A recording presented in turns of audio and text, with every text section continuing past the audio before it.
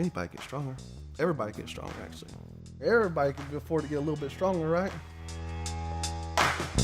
There's nothing that drives me crazier than having somebody end up in a wheelchair and thinks that life is over. Gives up almost. I'm a happy guy, but I've lived a fairly normal life. I've played sports, I've had girlfriends, I've done it all that everybody wants to do. So now you ended up in a wheelchair and you're not being able to use your legs. What part of you thinks life is over now? I'm Zack Ruhl, adaptive CrossFitter in Houston, Texas.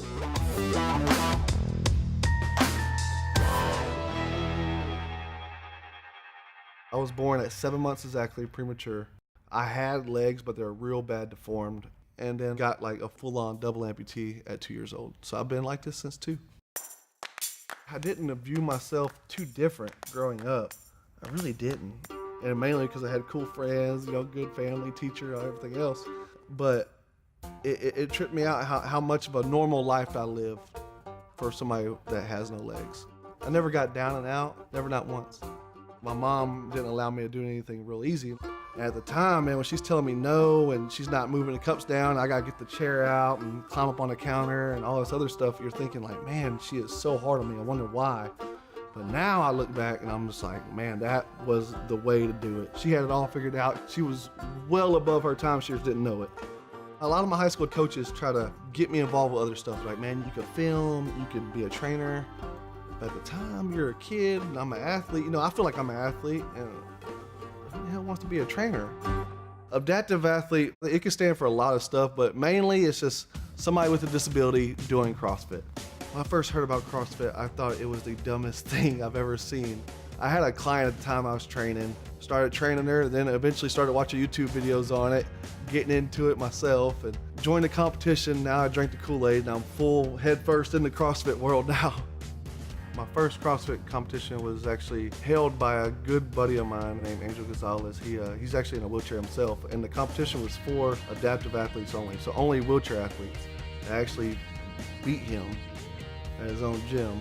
So that was my first one ever, and I just thought it was super cool. Like, the dude in last place gets more cheers than the guy in first place, and it just caught on to me and stuck to me like glue. My bench press record is 501 pounds, 501.5.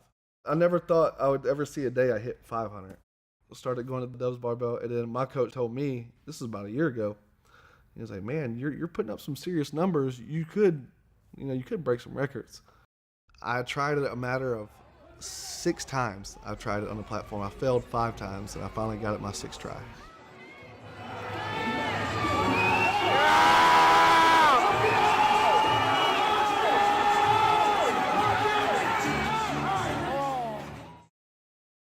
Houston is the best city ever to me. No place like home. I have so much pride being from here, being from this town. I feel like there's so much love in this city, and there's so much good stuff, good opportunities, and why would I leave it?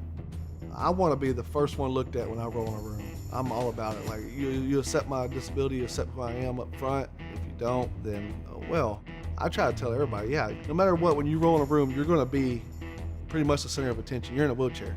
I was like, so use that. Use that. You got all eyes on you for a reason. I was like, be the outgoing person you want to be, the person you think you want to be. Well, be that person. I was like, this is your chance, like, this is the new you. Be the person you want to be.